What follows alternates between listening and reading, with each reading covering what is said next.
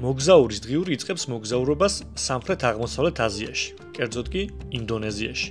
აღმოვაჩენთ ქვეყანას, რომელიც ცნობილია თავისი მრავალფეროვანი ბუნებით, გამორჩეული სამზარეულოთი და ეგზოტიკური კუნძულებით, რომელიც დაუვიწყარ თავგადასავლებს გვკვირდება.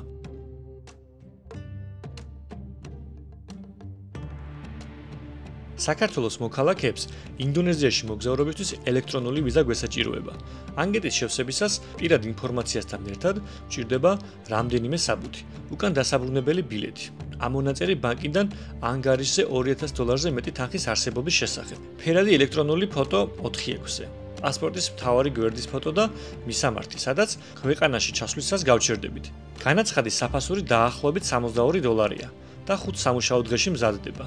გირჩევთ თადარიგი დაიჭიროთ და გამგზავრებამდე რამდენიმე კვირით ადრე შეავსოთ სავიზო ანკეტა. ვიზა ერთჯერადია და ქვეყანაში 60 დღე გეძლევათ გაჩერების უფლება.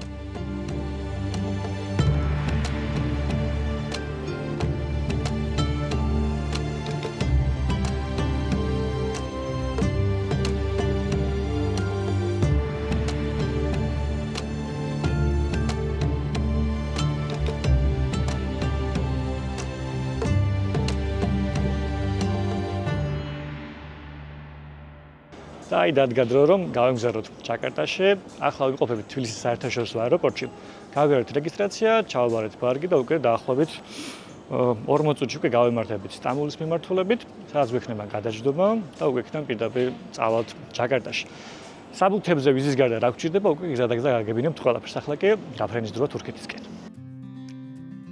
დათქმულ დროს დაიწყო ჩასხდომა და გავემართეთ სტამბოლისკენ. ფრენას მხოლოდ 2 საათი სჭირდება. გარდა ელექტრონული ვიზისა, ინდონეზიაში ჩასვლისას კიდევ ერთი ანკეტა უნდა გქონდეს შევსებული, სადაც ვწერთ ფრენის დეტალებს, ვარგის რაოდენობას, რომელ ქალაქში ჩავდივართ და რომელ სასტუმროში ვჩერდებით. ამ ანკეტის შევსება ჩაფრენის მერეც არის შესაძლებელი. ჩვენ გამგზავრებამდე შევავსეთ ანკეტა. დამღლელი და ხანგრძლივი ფრენის შემდეგ აეროპორტში დაყვანება რომ არ მოგწეოდა. ამასობაში ჩამოფრინდით სტამბოლის ათათურქის სახელობის აეროპორტში. ძალიან მარტივად 2 საათში ჩამოფრინდით სტამბოლში. კიდე დამატებით გავიარეთ შემოწმება და უკვე აღმოჩნდით იმ სივრცეში, საიდანაც უკვე გავფრინდებით ჯაკარტის მიმართულებით. ცოტა გავისერნეთ, ამასობაში წავიხემსეთ კიდეც და დაახლოებით საათნახევარში გვაქვს უკვე ჩვენი ფრენა. ზოგადად როცა ბილეთს ვყიდულობთ ჯაკარტის მიმართულებით, არის ორი ძირითადი ვარიანტი. ერთი სტამბოლის გავლით, სადაც ახლა ჩვენ ვიყოფებით და მეორე დუბაის გავლით.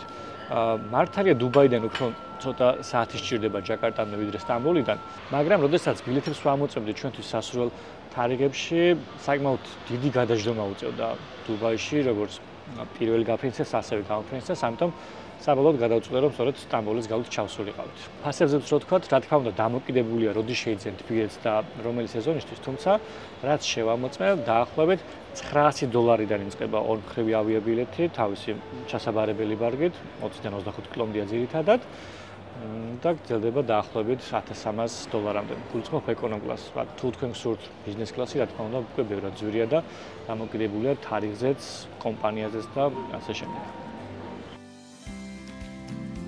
ხანმოკლე ლოდნის შემდეგ მალევე გავემართეთ შემდეგ რეისზე ჩასასხდომად.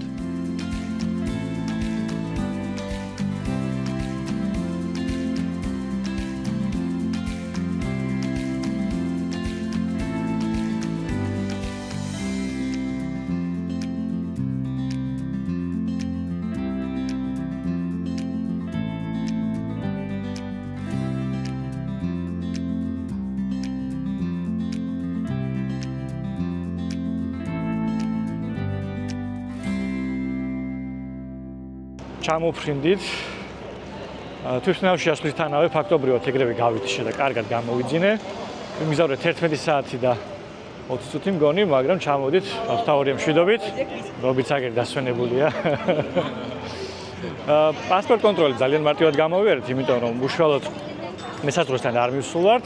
უბრალოდ ვინაიდან ჩვენ მქონდა ელექტრონული ვიზა, ჩვენი პასპორტები დავდეთ ელექტრონულ ხელსაწყოზე და გამოვიდით.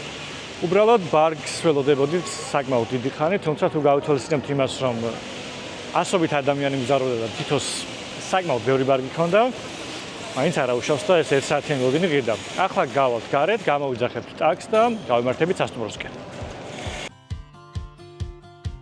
ანკეტაში მითითებულ ბარგს მინიჭებული აქვს შტრიხ-კოდი, რომლის მეშვეობითაც გავიარეთ შემოწმება და გავემართეთ სასტუმროსკენ.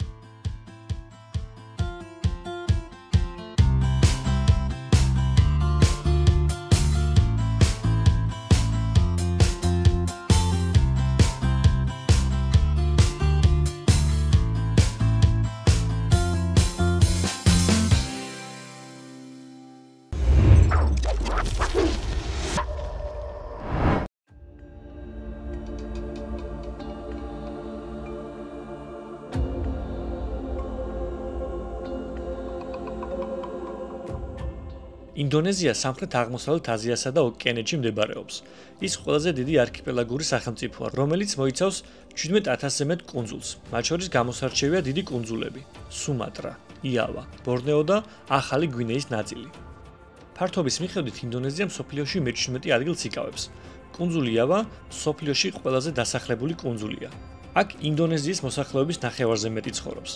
ჩვენი მოგზაურობის დიდ ნაწილს სწორედ ამ კუნძულზე გავატარებთ.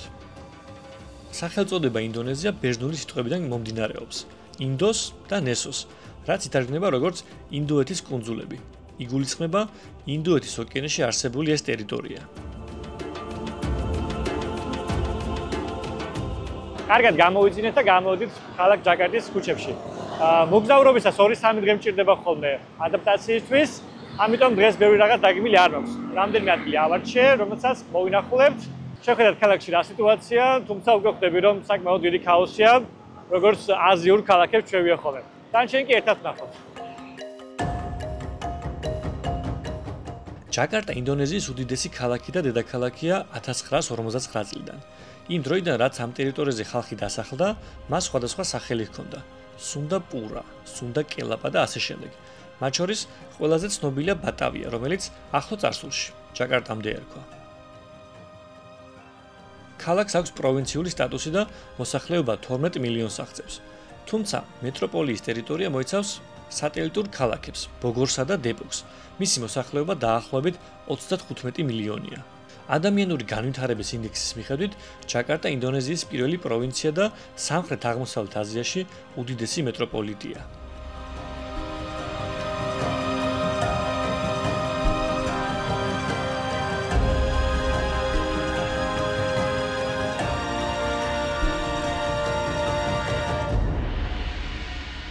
ახლა მოვედით ჯაკარტის ერთ-ერთ მნიშვნელოვან ადგილას.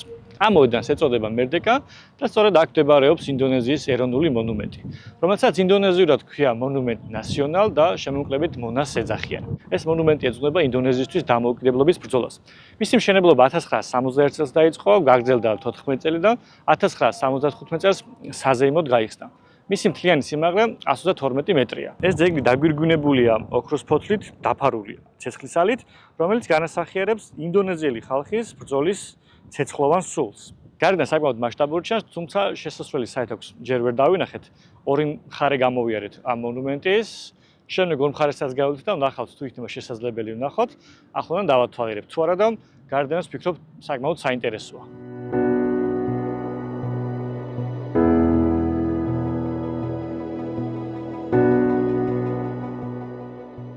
ამ ტერიტორიაზე მოწყობილია სასეირნო ბილიკები, კულტურული და გასართობი სივრცეები, მაგრამ მთავარი სანახაობა არის ის არაჩვეულებრივი ხედი, რომელიც მონუმენტიდან იშლება მთელ ქალაქსა და მის შემოგარენზე.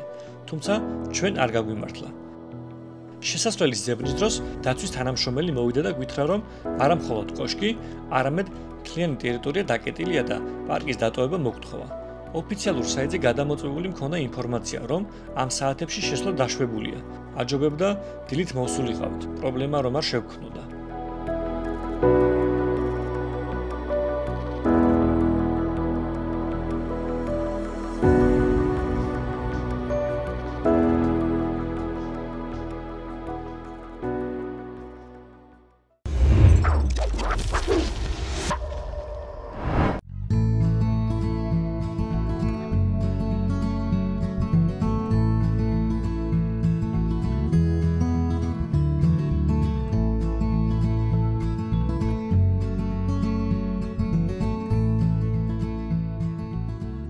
ინდონეზიის მოსახლეობის აბსოლუტური უმრავლესობა მუსლიმია, 87%-ზე მეტი სწორედ ისლამის მიმდევარია. თუმცა აქ არიან როგორც კათოლიკეები, ისე პროტესტანტები, ბუდისტები, ინდუისტები და ასე შემდეგ. ჯაკარტაში არაერთი მეჩეთია, თუმცა ახლა სადაც მოვიდეთ, ის არის ალბათ ყველაზე გამორჩეული. მას ქვია მასჯიდ ისთაკლალი. მასჯიდ მეჩეთია, ისთაკლალი კი დამოუკიდებლობას აღნიშნავს. ეს მეჩეთი იმით არის კიდევ შედარებით განსხვავებული სხვა მეჩეთებისგან, რაც აქამდე მინახავს, რომ ის ეძღვნება ინდონეზიის დამოუკიდებლობას. ისთაკლალის მეჩეთი 1978 წელს აშენდა და ის სამხრეთ აზიაში ყველაზე დიდი მეჩეთია. ხოლო მსოფლიოში მე-9 არის ტევადობის მიხედვით, ვინაიდან ამ მეჩეთში მთლიანობაში 200,000-ზე მეტი ადამიანი ეტევა. ძალიან საინტერესო მეჩეთია უკვე გარედან შეხედულებებით, ამიტომ ბევრ დროს აღარ დავკარგავ და ვეცდები შეგინ შევიდე და შეგინდან დავათვალიეროთ ეს საინტერესო ნაგებობა. დღის განმავლობაში ორჯერ იკეტება მეჩეთი ტურისტებისთვის. 12-ის ნახევრიდან 1 საათამდე და 3-დან 4 საათამდე. მეჩეთის დასათვალიერებლად აუცილებელია საინფორმაციო ცენტრში მიხვიდეთ. იქვე შეავსოთ ონლაინ ანკეტა და დაელოდოთ ადგილობრივ გიდს, რომელიც ტურებს ყოველ ნახევარსაათში ატარებს. ტური უფასოა. მთავარი სალოცავი ნაგებობა მართკუთხა ფორმისაა და დაფარულია ცენტრალური სფერული გუმბათით. მისი დიამეტრი 45 მეტრია, რაც ინდონეზიის დამოუკიდებლობის წელს 1945 წელს გამოხატავს. მეჩეთის არქიტექტურა საკმაოდ მინიმალისტურია. მისი 12 სვეტი დაფარულია ალუმინის ფირფიტებით. აქ რეგულარულად იმართება სოციალურ-კულტურული ღონისძიებები, მათ შორის ლექციები, სემინარები და რელიგიური კონფერენციები. მოხალისე გიდი გვიყვება მეჩეთისა და ისლამური რელიგიის შესახებ. ვინაიდან ახლა რამადანის თვეა, მეჩეთები სულ სავსეა მრევლით. ასე დროს პირველად მომეცა შესაძლებლობა ახლოდან დავკვირვებოდი ამ პროცესს.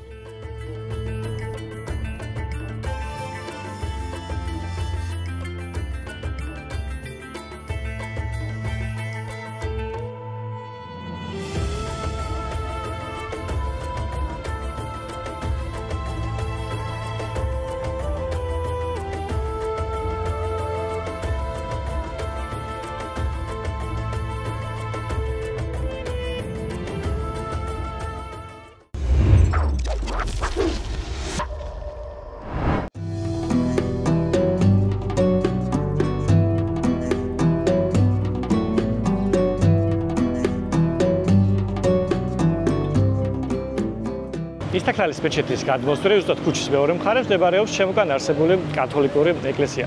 იმ პერიოდში, როდესაც ინდონეზია ნიდერლანდელების კოლონია იყო, იზღუდებოდა კათოლიკური ეკლესიები, ვინაიდან ნიდერლანდელები პროტესტანტები არიან.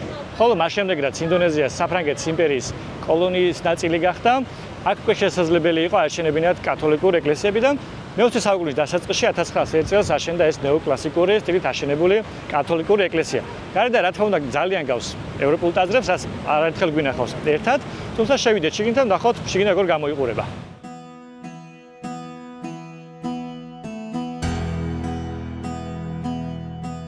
ეკლესიის ინტერიერის ძირითადი ნაწილი დაკეტილია ტურისტებისთვის, ხოლო შესასვლელში ყოფნა და აქედან დათვალიერებაა შესაძლებელი. სკამების და ხატების განლაგება, ჩუქურთმები, დეტალები მთლიანად ევროპულია. დიდად ვერ ვანსხვავებს სხვა ევროპული ნეოკლასიკური ტაძრებისგან, რაც ევროპაში მინახავს.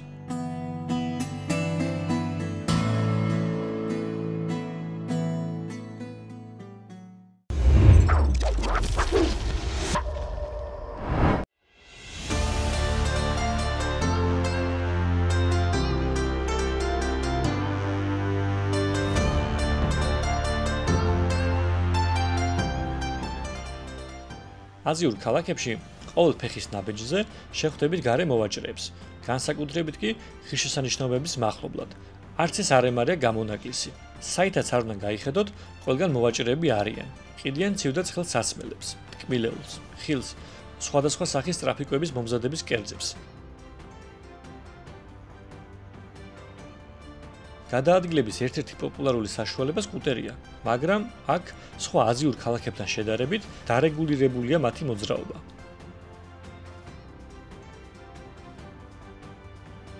ამასობაში დაღამდა კიდეც და კვლავ ქუჩებში გასეირნება გადავწყვიტეთ.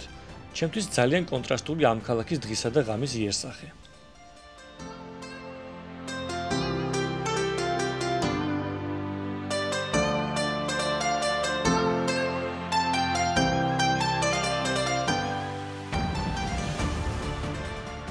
როგორც აზიურ ქალაქებს ეკადრება ხოლმე მსგავსი სიტუაცია არის აქაც. რა თქმა უნდა, ხალხმრავლობა არეულობა გზაზე, მანქანებით, სკუტერებით.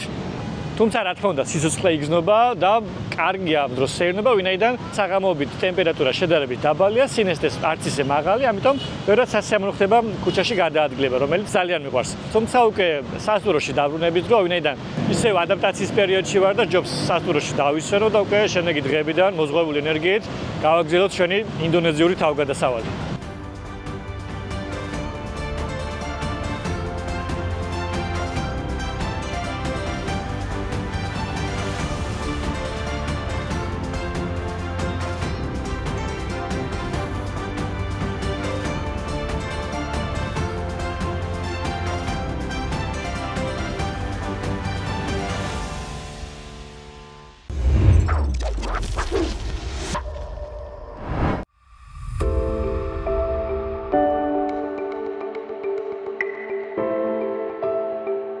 დღეს ცოტა წვიმას აპირებს, მაგრამ ისეთ ადგილას მივდივარ, სადაც წვიმა ხელს საერთოდ არ შეგვიშლის.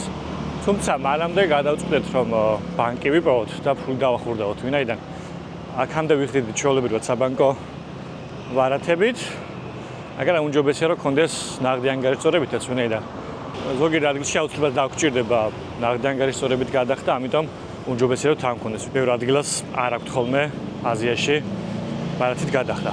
ამიტომ უმჯობესია ხა ბანკში დავახურდავთ კიდე ქუჩაში სადმე, ვინაიდან უსაფრთხოებიდან გამომდინარე ასე აჯობებს ჩვენი აზრით. ბანკში მივედი, დავაზუსტე, საკომისიო ხომ არ ჰქონდა ტრანზაქციაზე. ვაჩვენე პასპორტი და ამერიკული დოლარი დავახურდავე. ინფლაციის გამო აქ მილიონერი იქნებით. 17 ლარი დაახლოებით 100.000 ინდონეზიური რუპიაა.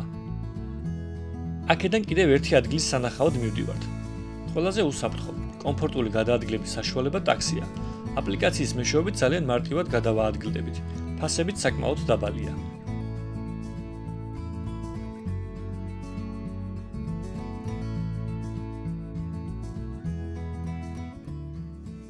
ახლა მოვდით ერთ-ერთ ლომში, ერთი აქტივობისთვის, თუმცა მანამდე გადავწყვეტ, რომ თუნდაც აგვეხებსა. კვებაზე რომ ვთქვათ, სანამ ადგილობრივ კერძებში გავერკვევი ხოლმე აზიაში მოგზაურობისას, პირველ რიგში ისეთ რაღაცებს უკეთავ, რაც ვიცი რომ აუცილებლად მომეწონება. ეს არის ბრინჯი, რომელსაც აზიაში ყველგან ძალიან კარგად აკეთებენ და ქათმის ხორცი. მედან ქათმის ხორცს არ ჭირდება მაინც და მაინც დიდი ცოდნა და სადაც კი მიჭამია, ფაქტობრივად ყველგან მომწონებია. ახლა ესეთი კერძი ავიღეთ, ასევე ფორთოხლის წვენი შევარჩი ამჯერად მე და სანამ გავერკვევით შემდეგი დღეების განმავლობაში ადგილობრივ კერძებში მსგავს საკვებს მივიღებ. თუმცა რა თქმა უნდა უკვე გავაგემონებთ შემდეგში ინდონეზიურ კერძებსაც და თქვენს გაგაცნობთ. ფასებს რაც შეეხება ამ დღეების განმავლობაში რაც მივირთვით, ფასები მერყეობდა დაახლოებით 8-დან 15 ლარამდე, პორციების მიხედვით განსხვავდება ძირითადად სად მირთმევ, რაც არ არის ძალიან იაფი აზიისთვის, თუმცა საკმაოდ ნორმალურ ფასად ითვლება. გემოც მინდა გითხრათ, რომ საკმაოდ კარგი იყო ყველგან სადაც მივირთვით და გავსინჯეთ. აქა ძალიან გემრიელია, მინდა გითხრათ. სავაჭრო მოლები ძალიან მოწესრიგებულია და ჯაკარტაში არაერთი მათგანის ნახვაა შესაძლებელი, სადაც ცნობილი მსოფლიო ბრენდებთან ერთად აზიურებსაც შეხვდებით. ამას ცნობისთვის ვამბობ, თორემ პირადად ჩემთვის უცხოეთში მოგზაურობისას ეს არ წარმოადგენს ინტერესის სფეროს.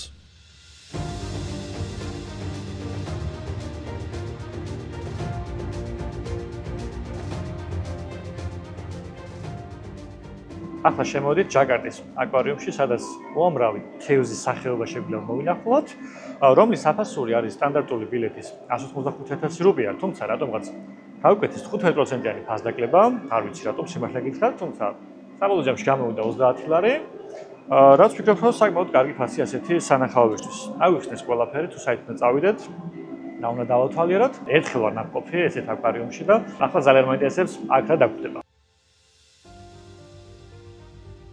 ჯაკარტის აკვარიუმი ინდონეზიაში ყველაზე დიდი შიდაწვის ზოოპარკია. აქ 3500-ზე მეტი სახეობა ბინადრობს. გარდა აკვარიუმებისა, სადაც ამ არსებებს იხილავთ, ასევე შესაძლებელია სხვადასხვა სახის წარმოდგენაზე დასწრება. განრიგი ცვალებადია. სურვილის შემთხვევაში განრიგს ოფიციალურ საიტზე მარტივად იპოვეთ.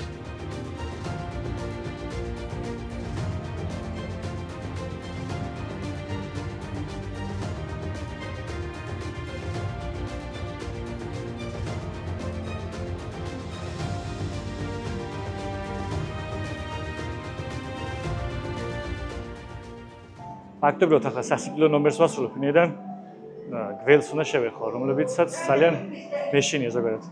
Here? Yes, you can touch only the body. აუ რანაირი. ხო ცივი მეგონა, ბავშვობაში მაქვს ერთხელ მოკიდული, მაგრამ Wow, thank you. არ გავაბრაზებ. ძალიან დამცხა. მართალია ვიცი, რომ არაა საშიში.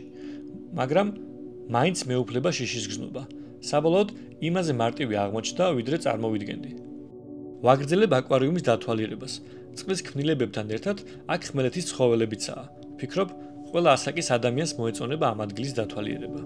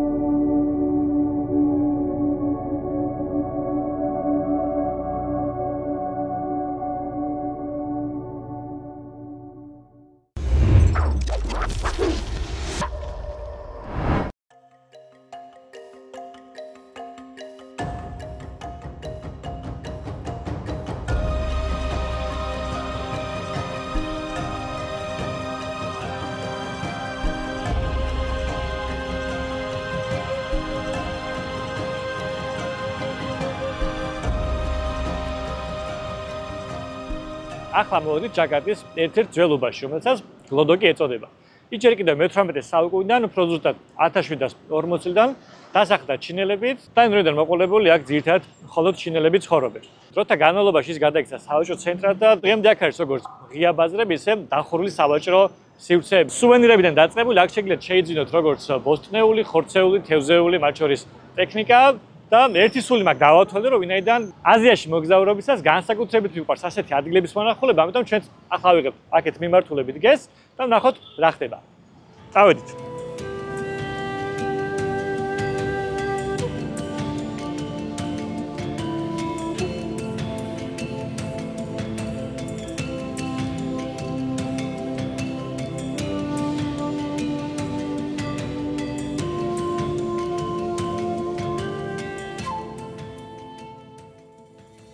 გზად შევამჩნიეთ პატარა დახლები, სხვადასხვა პროდუქტით. ბევრი გვთავაზობს თავის პროდუქტს, მით უმეტეს, როდესაც უცხოელი ხარ. ზოგიც პირიქით, უცხოელს არ თავაზობს, ვინაიდან აქ ხალხი ფოტოსა და ვიდეოს გადასაღებად დადის. ეს არცაა გასაკვირი, უმეტესწილად ასეთ ბაზრობებზე ანტისანიტარია და სურვილი არ გიჩნდება რამე შეიძინა. ძალიან კეთილგანწყობილი და საინტერესო ხალხია, სახასიათო სახეებით. მართალია კადრისთვის მომხიბვლელი გარემოა, მაგრამ ამ ადამიანების არც თუ ისე სახარებელო ყოფა ძალაუნებურად დაგაფიქრებს. სწორედ ამის გამო შესაძლოა ყიდვას არ აპირებდე, მაგრამ მაინც შეიძინო რამე მათი დახმარების მიზნით. ზოგადად ძალიან კონტრასტული ქალაქია. ცენტრალურ უბნებსა და გარეუბნებს შორის ცხოვრების დონე მკვეთრად განსხვავებულია. ცენტრში თუ დიდი სავაჭრო ცენტრები და ცათამბჯენებია, აქ ცხოვრება არსებობისთვის ბრძოლაა. ბაზრობა ბევრად პატარა აღმოჩნდა, ვიდრე ვფიქრობდი, მაგრამ აზიური ბაზრობებისთვის დამახასიათებელი სული მაინც იგრძნობა.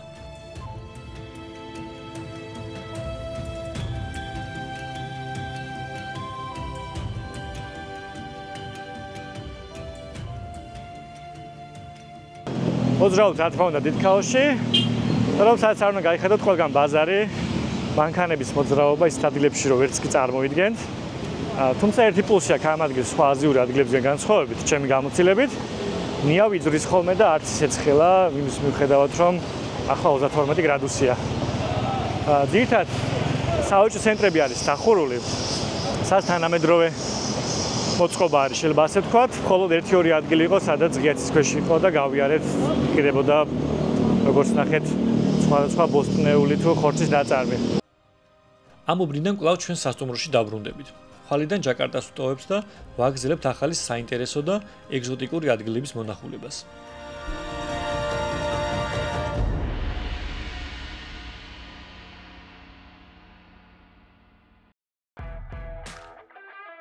შემდეგ გადაცემაში ქალაქ ბანდუნგს ვესტუმრებით. წინ საინტერესო თავგადასავლები გველოდება. არ გამოტოვოთ.